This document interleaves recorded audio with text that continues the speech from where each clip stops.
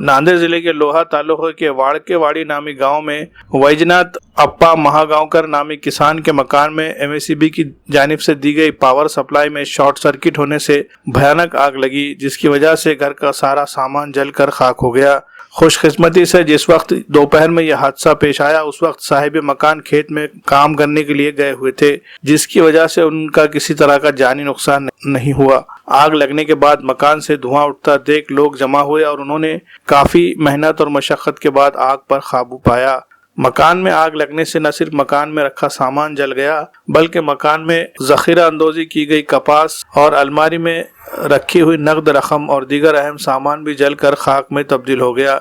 इस वाक़े से मालिक मकान पूरी तरह से बेसहारा हो गए हैं। ऐसे में इनका हाल चाल जानने और उन्हें अपने तौर पर माली इमदाद देने के लिए वंचित बहुजन अघाड़ी के जिम्मेदारान के एक वफद ने इस गांव का दौरा किया। वंचित बहुजन अघाड़ी के वफद की क़ियादत पार्टी के रियासती तर्जुमान फारूक अहमद, गोविंद दड़वी और जिला सदर शिवा निरंगले कर रहे थे। वंचित बहुजन अघाड़ी के जिम्मेदारान ने मुतासरा किसान की न सिर्फ माली इमदाद की बल्कि उन्हें मकान के नुकसान की भरपाई के लिए महावितरण कंपनी के अफराद से नुमाइंदगी करने और जरूरत पड़ने पर अदालत का दरवाजा खटखटाकर हर मुमकिन पहुंचाने के लिए कोशिश करने का यकीन दिलाया।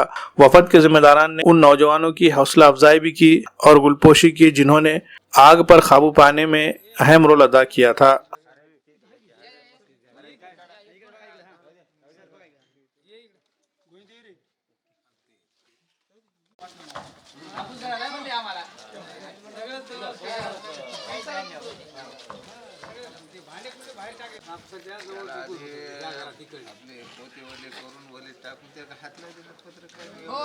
लाल झाले असतील त्याला काय खाऊन आता ते कसे कामाला गेले होते जेवढे असतील काय ते केशव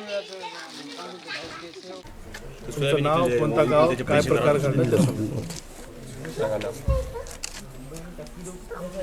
तुमचं नाव काय? वैजनाथ बापूराव महागावकर।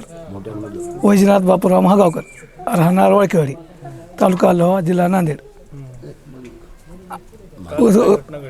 घटना साहेब आम्ही घरी कोण नव्हत्या, आम्ही शेतात गेलो त्या, सोयाबीन जळालं, कापूस जळाला, खायला काही घरात राहिलं नाही, काही नाही बघा। कपडे हा 2 लाख होते बघा जमा होती। वाळकेवाडी उपसरपंच बोलतो। गावातील घटना ही फार वाईट घटना घडली। हा गरीब शेतकरी या गरीब कुटुंबातील हा शेताकडे गेला असताना अचानकच घराला आग लागली आणि या घरामध्ये त्यांचं सोयाबीन, कापूस आणि जे अन्न वस्त्र निवारा जो आपल्याला लागतो तो पूर्ण काही उद्ध्वस्त झालेला आहे त्यांचा संसार। आणि कॅस त्यांनी आता घर बांधायचं त्यांचं ठरवलं, घर बांधणार होतं, त्यांनी कॅसही घरी आणून ठेवली होती काही, ती पण जळून गेली। तरी त्या अशा माणसांना शासनाची मदत काहीतरी मिळावी ही त्यांची हे आहे, अपेक्षा आहे। तरी यातून आपण सर्वांनी मिळून त्यांना काहीतरी मिळावं याची आपण सर्वांनी त्यांना मदत करून काहीतरी मिळवून द्यावं अशी आमची गावाल्यातर्फे मी विनंती करतो। नाही, मराठीतच घ्या ना, सगळे मराठीत। आज तुम्ही इथं येऊन बघितलं, काय नेमकी घटना आहे आणि तुमचं काय? एकीकडे आपण बघतो की अतिवृष्टीमुळे आधीच शेतकरी हैराण आणि परेशान आहे। शेतकरी आत्महत्येच्या मार्गाला लागलेला असताना सुद्धा एमएसईबीचं पॉवरचं सप्लायची रेंज वाढल्यामुळं शॉर्ट सर्किट घडलं आणि शॉर्ट सर्किटमध्ये वैजनाथ अप्पा महागावकर यांच्या घराला काल आग लागली आणि दिवसाढोळ्यात दुपारच्या वेळेला आग लागलेली होती। ती सगळे शेतामध्ये कामाला गेलेले होते, त्यामुळं तिथं सगळं गावातल्या तरुणांनी ते आग आटोक्यात आणण्याचा प्रयत्न केला, परंतु तरीही त्या आगीमध्ये त्यांचं सगळं संसार उद्ध्वस्त झालेला आहे। त्यांचं अन्न वस्त्र सगळं त्याच्यात जळून खाक झालेलं आहे। घराचे टपरं राहिलेले नाहीत, टीन राहिलेले नाहीत आणि घरात एकही वस्तू शाबूत राहिलेली नाही आहे। लग्नासाठी त्यांनी काही माल विकून रक्कम आणली होती बँकेतून काढून, ती रक्कमसुद्धा जळून खाक झालेली आहे। त्यामुळं आता परेशान आणि हैराण असलेल्या या परिवाराला आपण सगळ्यांच्या माध्यमातून आणि चॅनलच्या माध्यमातून आम्ही शासनाला विनंती करतोय, एकीकडे आपण शेतकऱ्यांना शेतकऱ्यांना मदतीच्या गप्पा मारताय आणि दुसरीकडे शेतकऱ्यांना तात्काळ अशा संकटाच्या काळाला धावून येणारी एकही योजना शासनाची नाही आहे, पुनर्वसन करून देणारी योजना शासनाची नाही आहे. तरी MSEBच्या माध्यमातून झालेलं जेवढं नुकसान आहे तेवढं तरी किमान या कुटुंबाला तातडीनं जर मिळवून दिलं तर त्या कुटुंबाला आपलं आदरानं सन्मानानं जगण्याचं संवैधानिक अधिकार मिळेल. नाहीतर या समोर मोठे आव्हानं येतील. त्यामुळं शासनानं आणि प्रशासनानं तातडीनं दखल घ्यावी. यासाठी आम्ही आमच्या परीनं पाठपुरावा करूच, परंतु प्रशासनाला पण विनंती आहे की तातडीनं त्यांना मदत देऊन एका संसाराला उद्ध्वस्त होण्यापेक्षा पुनर्वसन करण्यासाठी शासनानं मदत करावी.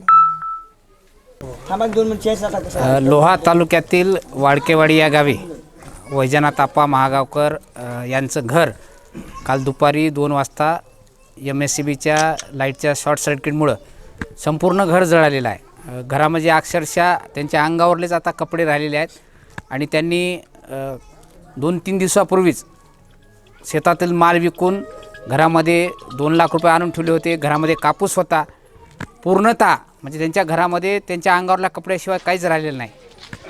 तरी आज आम्ही वंचित बहुजन आघाडीच्या वतीनं वंचित बहुजन आघाडीचे राज्याचे प्रवक्ते फारुख अहमद सर, गोविंद दळवी सर, तालुक्यातले सगळे पदाधिकारी आज येऊन या ठिकाणी वैजनाथरावांची भेट घेतलेली आहे. मी आपल्या चॅनलच्या माध्यमातून सगळ्यांना आव्हान असं करतो की या कुटुंबावर, महागावकर कुटुंबावर मोठं संकट आलेलं आहे. सगळ्यांनी या संकटातून त्यांना बाहेर काढण्यासाठी सर्वांनी मदत करावी आणि शासनानं सुद्धा या शेतकऱ्याच्या पाठीशी खंबीरपणे उभं राहावं अशा प्रकारचं आव्हान आपल्या चॅनलच्या माध्यमातून मी सर्वांना करतो. अगर आप अपने मकान, ऑफिस या दुकान के लिए किसी भी तरह का फर्नीचर खरीदना चाहते हैं तो शहर नांदेड़ में आपके लिए हाजिर है SK home appliances and steel furniture. जी हाँ, हमारे यहाँ सागवानी पलंग, सादे पलंग, कुशन पलंग, सागवानी सोफे, कुशन सोफे, लोहे की अलमारी, लकड़ी की अलमारी, शोकेस, ड्रेसिंग टेबल, सिंगारदान, कुर्सियाँ, office chair, office table, tea table, इसके अलावा सभी तरह के फर्नीचर निहायत वाजबी दामों पर दस्तयाब है. इसी तरह शादी की तकरीब के लिए भी ऑर्डर के मुताबिक सभी तरह के फर्नीचर तैयार किए जाते हैं. मजीद तफसीलात के लिए हमारा पता है SK home appliances and steel furniture, बरकत कॉम्प्लेक्स, रजा चौक, देगलूर नाका रोड, नांदेड़. प्रोप्राइटर आसिफ अहमद, तखीर अहमद.